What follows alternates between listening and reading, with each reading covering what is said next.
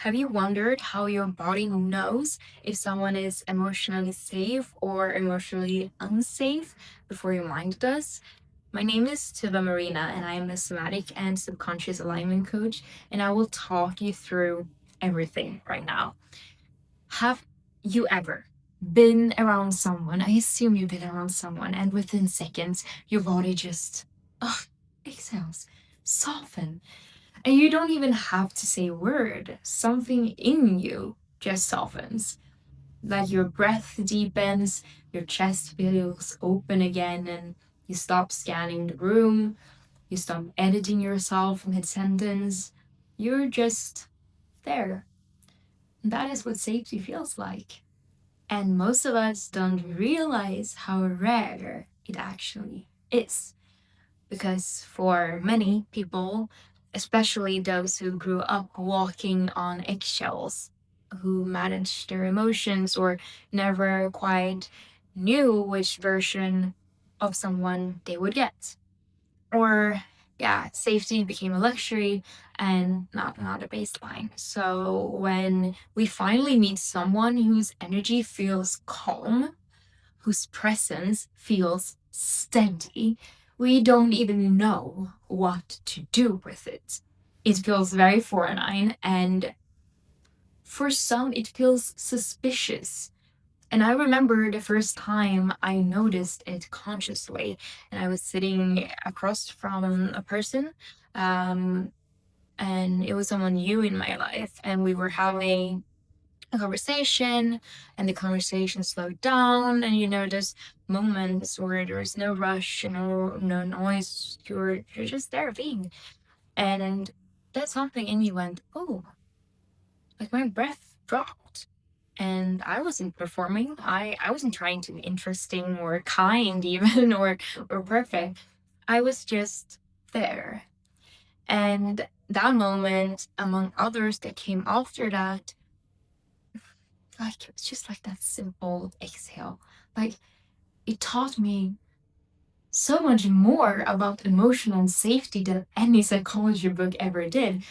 And it also, like, your body knows. Your body knows before your mind does. It always have. It knows when someone's presence is peaceful and when someone is performative. And it knows when you can take up space and when you cannot take up space. And it knows when your laughter is real and when is this a defense mechanism or you're trying to shield everything. And the nervous system cannot be fooled by charisma, promises, or potential. It only listens to energy. And the more you learn to tune into that, the more your relationships begin to change. Because you stop chasing what looks good on paper and you start choosing what feels safe in your body. And that is what this conversation is about. Like how emotional safety shows up, how it feels, how it is built, and what happens when it is missing. So, we are going to unlearn something now. Emotional safety is not about comfort. It is not about never being challenged. It is not about soft voices and just like good vibes. Everything is happy, everything is clappy, everything is good all the time. Emotional safety means even when there is tension, I trust that I would not be punished, humiliated, or abandoned for being myself. That is it. It is when the space between you and another person stays open, even in conflict, when repair is possible, when you can say, that actually hurt me, and the other person doesn't collapse or attack back, but stays present. And in polyvagal theory, Dr. Stephen Porges explains that our bodies are constantly scanning the environment for cues of safety or danger. We scan through facial expressions, through tone of voice, and micro body movements. And that is called neuroception, and that is the subconscious perception. And that means emotional safety is not something we think, our way into. It is something we feel through someone's nervous system. And you can be telling yourself, by all means, try it yourself. Like you've been telling yourself, this person is good for me, they are kind, they are stable. But you can still feel the tension in your chest every time you are with them. That tension is not wrong. That tension is information. You might be picking up on subtle cues, like a tone that feels dismissive, a lack of attunement, or an inconsistency that keeps your system on edge all the time. And the opposite is very true as well. You might meet someone who doesn't say much, but their presence feels so grounding. They listen, they don't interrupt, they make eye contact that feels soft. They're not scanning you, they're just there. And your whole body goes, thank God. Wow. And that is the ventral vagal state. That is the part of your nervous system that governs connection, presence, and trust. And when you are in that state, you feel very curious, you feel open, you feel warm, and you can joke, you can rest your shoulders, you can share something that feels very vulnerable for you and not immediately want to take it back because that person sees you in his whole space and feels safe. And when that emotional safety is present, you feel more you. When that emotional presence is missing, you feel like you're managing yourself, even if you cannot really explain why you're managing yourself. So I'm gonna take this into a practice. I'm gonna make this a little bit practical. What does safety actually feel like in the body? Safety feels like your breath flows without effort. Safety feels like your stomach feels soft, it's not clenched, like your shoulders drop down more naturally. Your voice comes out slower and soother and warmer, and your eyes soften. Your laugh gets easier. You feel creative, spontaneous, alive. And you might notice that after being with this person, you don't feel drained. You feel very nourished and you feel energized or just calm. Like you didn't have to hold yourself together the entire time. And that is not because the other person is quote unquote perfect. It is because your nervous system, both your nervous system together, they are co-regulating. And Dr. Debdana calls this the dance of regulation. And that is when two nervous systems begin to mirror each other in rhythm. Like my calm invites your calm, and your breath slows mine. And if you think about it, when a baby cries and a parent picks them up and hums softly, the baby's breathing synchronizes with the parents, and that is the co-regulation taking place. We never outgrow that. And it is the same mechanism that makes you feel grounded around certain people and, well, anxious around other people. So now contrast that with what it feels like to be emotionally unsafe. You start monitoring your tone, like how you talk, you really get into that, like how am I perceiving my tone? And you think before every word. And you hold your breath or talk faster to fill space, and your mind races during the silence. And you feel yourself shrinking, like smiling, nodding, agreeing, while a small voice inside says like, "Oh, I don't really feel good right now. I don't really agree," but you're just like. And the wild part with this is that many of us mistake that activation for attraction. Yeah, because our nervous system has learned that intensity equals connection. So the butterflies, the chaos, the adrenaline rush, that is not chemistry. That is hypervigilance. It is your body saying, this feels familiar. But we know that familiar is not always what is safe. If you grew up in unpredictability, with love that came and then went, With people who are warm one day and cold the next day, your system learned that inconsistency, yeah, that is equal love. So when someone shows up steady, calm, and clear, your body doesn't recognize it as safe. It recognizes it as boring. That is what I mean that familiar is not always safe. And it is, of course, it is not your fault. It is conditioning. And you can rewire that because emotional safety isn't about perfection, it is about consistency. So it is also about the body learning. I don't have to perform to be loved here. So I want to talk a little bit about what happens when emotional safety is not there and what to do about it. I guess I can talk and talk and talk, but I also want you to try and so when safety is missing, you can feel it. It is that subtle contraction, like the invisible armor that goes up around your heart. You laugh, but your jaw is tight, and you nod, but your stomach, it aches. And you keep the conversation going because silence feels unbearable. Your system is in a protective state.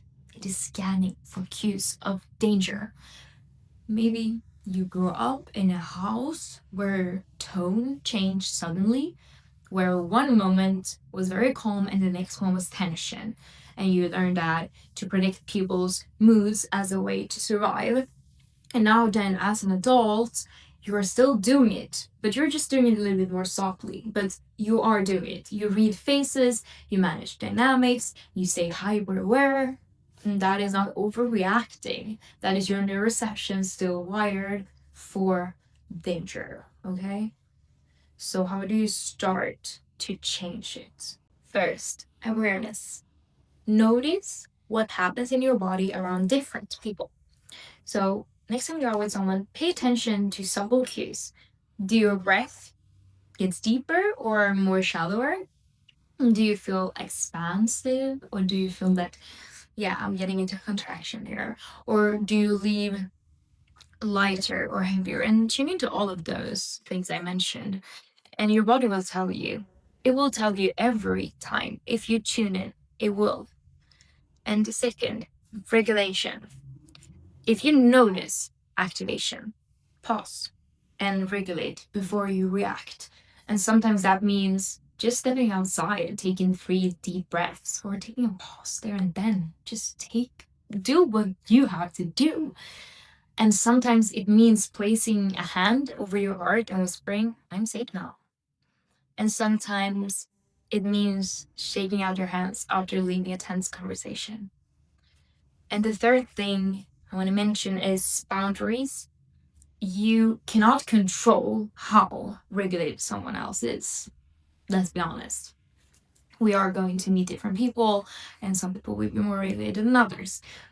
But you can choose how much proximity you give their energy. And that doesn't mean cutting everyone off, it means recognizing I can love you and still know that my system can't rest near you.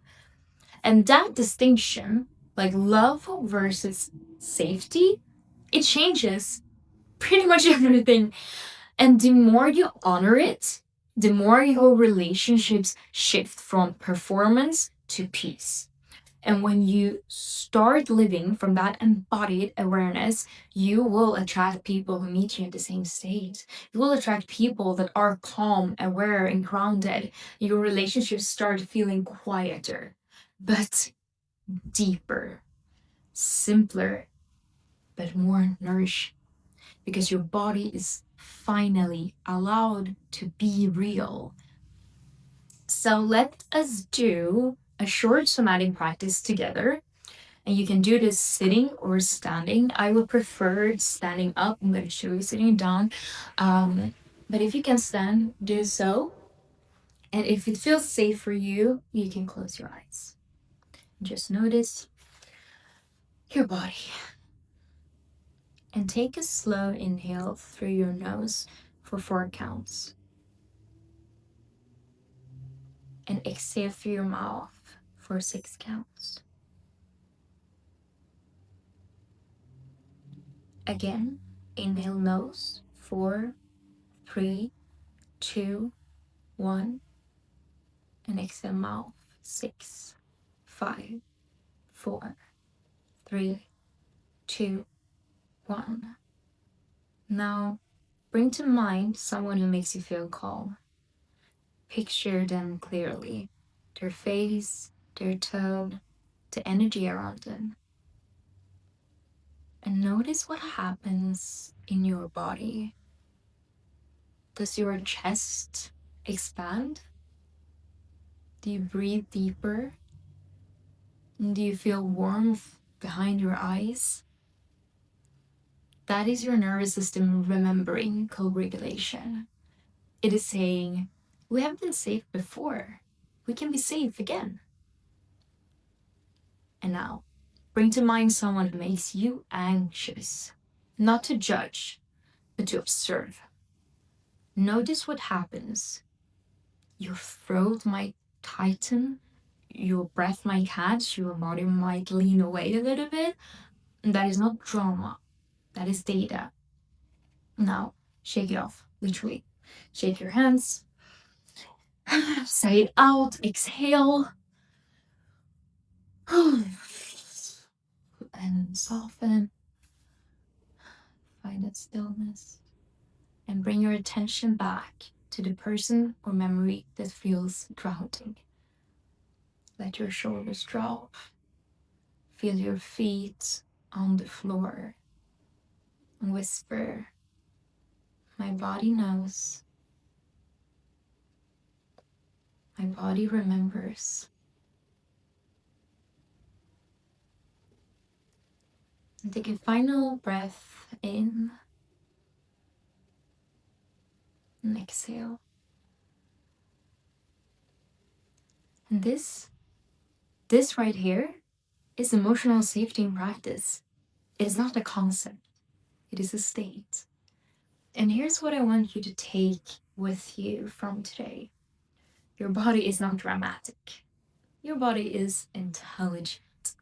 Every contraction, every chill, every intuitive whisper, it is communication. It is your internal compass pointing toward truth. Emotional safety is the soil where every healthy relationship grows. Without it, love becomes survival. But with it, love becomes freedom.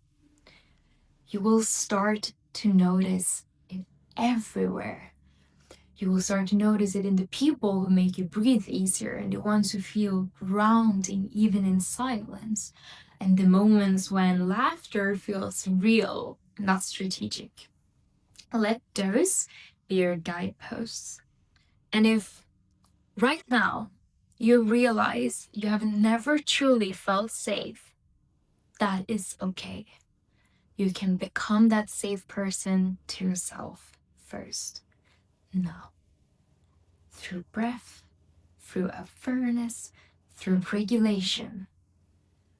When your body learns safety, it stops craving chaos. And that changes everything. Your relationships, your creativity, your health.